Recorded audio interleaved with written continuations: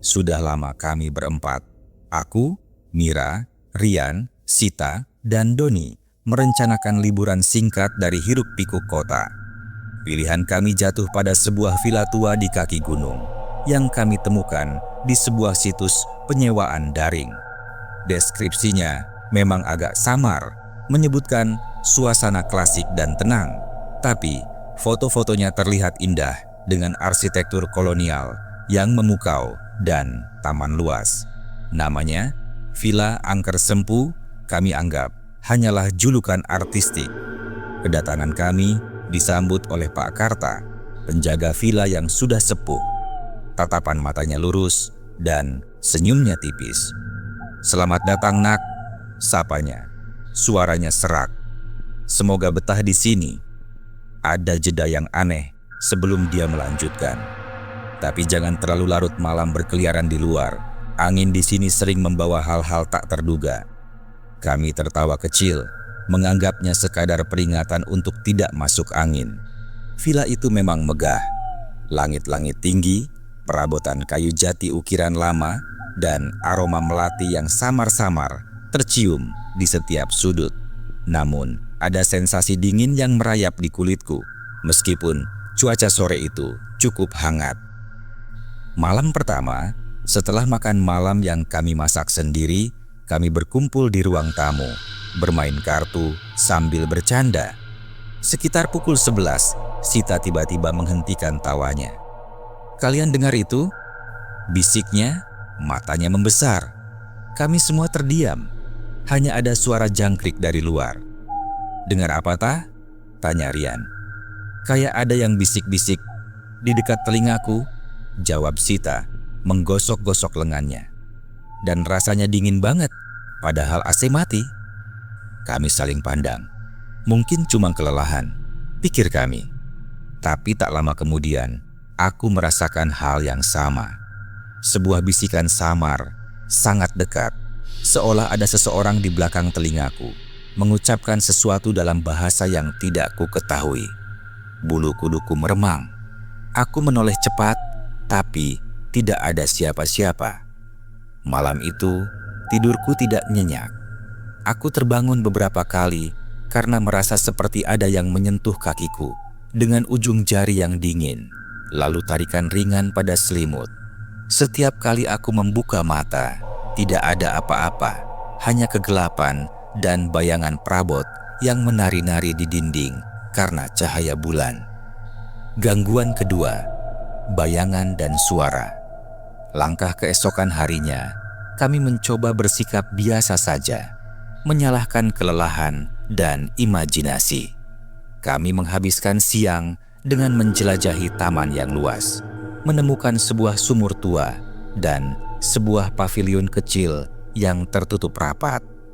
Saat senja mulai turun, suasana di villa kembali berubah. Kami sedang asik menonton film di ruang keluarga ketika Doni tiba-tiba menunjuk ke arah koridor yang gelap. "Ada yang lewat," ucapnya pelan, matanya menyipit. Aku jelas melihat bayangan. Kami semua menoleh, tapi koridor itu kosong. Hanya kegelapan pekat yang seolah menelan cahaya. Kami mulai merasa tidak nyaman. Malam itu, gangguan semakin intens. Sekitar pukul 2 pagi, aku terbangun oleh suara langkah kaki yang berat, mondar-mandir di lantai atas. Kamarku berada di lantai bawah. Suara itu jelas sekali, seolah seseorang sedang berjalan mondar-mandir tanpa tujuan, bolak-balik. Aku duduk di tempat tidur, mencoba meyakinkan diriku bahwa itu mungkin Pak Karta. Tapi tidak masuk akal Pak Karta mondar-mandir seperti itu di tengah malam. Tak lama kemudian, aku mendengar suara lirih, seperti seseorang sedang menangis pelan, disusul suara benda jatuh di kamar sebelah. Jantungku berdebar kencang. Aku tahu Rian dan Doni tidur di kamar itu. Aku segera meraih ponsel dan mengirim pesan singkat ke grup chat kami. Rian segera membalas, "Dengar juga? Kayak ada yang geser-geser barang." Doni menambahkan, "Aku bahkan dengar ada yang bisikin namaku dari luar jendela." kami sepakat untuk tidak keluar kamar masing-masing. Malam itu terasa sangat panjang. Puncaknya terjadi pada malam ketiga. Kami sudah terlalu takut untuk tidur terpisah. Kami memutuskan untuk tidur bersama di ruang tamu, beralaskan selimut dan bantal seadanya dengan lampu menyala terang. Sekitar tengah malam, kami merasakan suhu ruangan tiba-tiba turun drastis, jauh di bawah normal. Napas kami berasap, lalu bau melati yang sebelumnya samar, kini sangat menyengat, bercampur dengan bau anyir yang membuat mual. Kemudian, sebuah buku tua yang tergeletak di meja kopi tiba-tiba terlempar dengan keras ke dinding, seolah ada yang melemparkannya. Kami semua berteriak. Sita, yang sejak awal paling sensitif, tiba-tiba menunjuk ke sudut ruangan. "Lihat, ada yang berdiri di sana." Kami menatap ke arah yang ditunjuk Sita. Di sudut ruangan, samar-samar terlihat sosok bayangan hitam tinggi, bergerak perlahan, seolah sedang mengamati kami. Bentuknya tidak jelas, hanya siluet pekat yang memancarkan aura dingin yang menusuk tulang. Kemudian, sebuah suara perempuan yang sangat lirih dan serak, seolah dari tenggorokan yang rusak, terdengar di tengah ruangan. Suara itu bukan bisikan lagi, tapi jelas, meskipun kata-katanya tidak bisa kami pahami sepenuhnya. Itu terdengar seperti rintihan panjang yang dipenuhi kesedihan dan kemarahan. Yang paling mengerikan, lampu-lampu di ruangan itu mulai berkedip-kedip, lalu padam sama sekali. Kami terjebak dalam kegelapan total, hanya ditemani oleh suara tangisan yang semakin keras dan suhu yang semakin dingin. Kami mendengar suara gesekan benda-benda di sekitar kami, seolah ada yang berjalan mengelilingi kami di kegelapan. Rian, dengan keberanian yang entah dari mana datangnya, menyalakan senter ponselnya. Cahaya senter menyorot ke segala arah, dan di tengah sorotan itu kami melihatnya. Sebuah bayangan tipis seperti kain putih panjang melayang-layang rendah di atas kepala kami, seolah mengapung tanpa gravitasi. Saat itu kami tahu kami tidak bisa lagi bertahan. Panik melanda. Kami berempat segera merangkak menuju pintu depan tanpa peduli tas atau barang-barang lainnya. Dengan tergesa-gesa, kami membuka kunci dan berlari sekuat tenaga keluar dari villa itu tanpa menoleh ke belakang. Kami terus berlari hingga mencapai jalan raya utama, di mana kami berhasil menghentikan sebuah taksi yang lewat.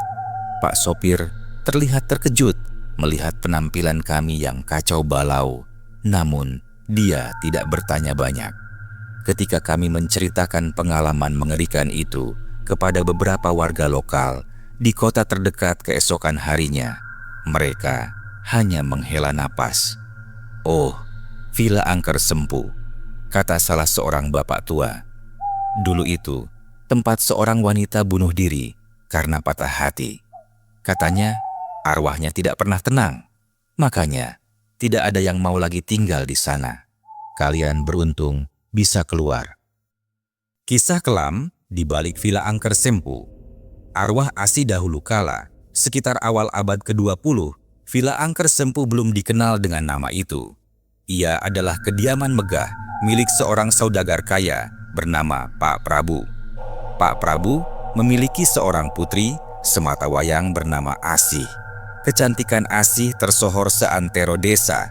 Kulitnya seputih melati, matanya sendu namun memancarkan kehangatan, dan rambutnya panjang terurai bak tirai malam. Asih adalah gadis yang lembut dan penyayang, tumbuh besar dalam kemewahan namun tak pernah sombong. Ia memiliki minat besar pada seni, sering menghabiskan waktu di taman villa, melukis pemandangan gunung atau sekadar merangkai bunga. Namun, kehidupannya yang damai berubah drastis ketika ia jatuh cinta. Cinta Asih berlabuh pada seorang pemuda biasa bernama Banyu, putra seorang petani di desa kaki gunung. Banyu adalah pemuda jujur, pekerja keras, dan memiliki hati yang tulus. Cinta mereka bersemi diam-diam, jauh dari pantauan Pak Prabu yang sangat protektif. Mereka sering bertemu secara sembunyi-sembunyi di tepi sungai atau di paviliun tersembunyi di sudut taman villa. Banyu sering membawa Asih bunga-bunga liar dari hutan, dan Asih akan membalasnya dengan lukisan potret Banyu. Sayangnya, kisah cinta mereka yang indah tak direstui. Ketika Pak Prabu mengetahui hubungan putrinya dengan Banyu, amarahnya meledak. Ia tak bisa menerima putrinya yang bangsawan bersanding dengan pemuda biasa. Pak Prabu melarang Asih bertemu Banyu, bahkan mengurung putrinya di dalam kamar. Asih mencoba membujuk ayahnya, menjelaskan betapa tulusnya cinta mereka. Namun, Pak Prabu bergeming. Tidak hanya itu, Pak Prabu bahkan menjodohkan Asih dengan seorang saudagar tua yang kaya raya dari kota seberang demi memperluas kekuasaannya dan menjaga status sosial keluarga. Hati Asih hancur berkeping-keping. Ia mencoba mengirim surat kepada Banyu, berharap kekasihnya itu akan datang menjemputnya. Namun, semua usahanya sia-sia. Pak Prabu memperketat penjagaan dan melarang siapapun mendekati putrinya. Beberapa hari menjelang pernikahannya yang tak diinginkan, Asih semakin tertekan. Ia merasa tak ada lagi jalan keluar. Harapan untuk bersatu dengan Banyu pupus sudah. Dalam keputusasaan yang mendalam, pada suatu malam yang gelap dan sunyi, Asih mengambil keputusan paling tragis dalam hidupnya. Ia menyelinap keluar dari kamarnya, berjalan menuju sumur tua di belakang villa yang sering menjadi tempatnya merenung. Dengan hati yang remuk redam, ia meloncat ke dalam sumur itu, mengakhiri hidupnya sendiri. Konon, sebelum melompat, ia sempat menggumamkan nama Banyu, diiringi tangisan pilu yang terdengar oleh beberapa pelayan yang kebetulan lewat. Kematian Asih menggemparkan seluruh desa dan membuat Pak Prabu terpukul. Villa yang dulu penuh tawa dan keindahan, kini diselimuti duka dan keheningan. Sejak saat itu, orang-orang mulai merasakan keanehan di villa tersebut. Berbagai gangguan mulai terjadi. Suara tangisan wanita yang pilu di malam hari, aroma melati yang tiba-tiba menyengat, bayangan wanita berbaju putih yang melintas di koridor, hingga suara langkah kaki yang mondar-mandir di lantai atas seolah mencari sesuatu. Warga meyakini itu adalah arwah Asih yang tak tenang.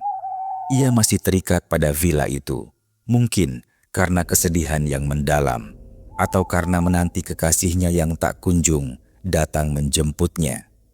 Seiring waktu, villa itu ditinggalkan dan mulai terbengkalai. Cerita tentang arwah Asih semakin melegenda, mengubah nama villa itu di mata masyarakat menjadi Villa Angker Sempu. Hingga kini, siapapun yang berani menginjakan kaki di sana akan merasakan keberadaan Asih, sang wanita yang terbunuh oleh patah hati dan kekejaman takdir.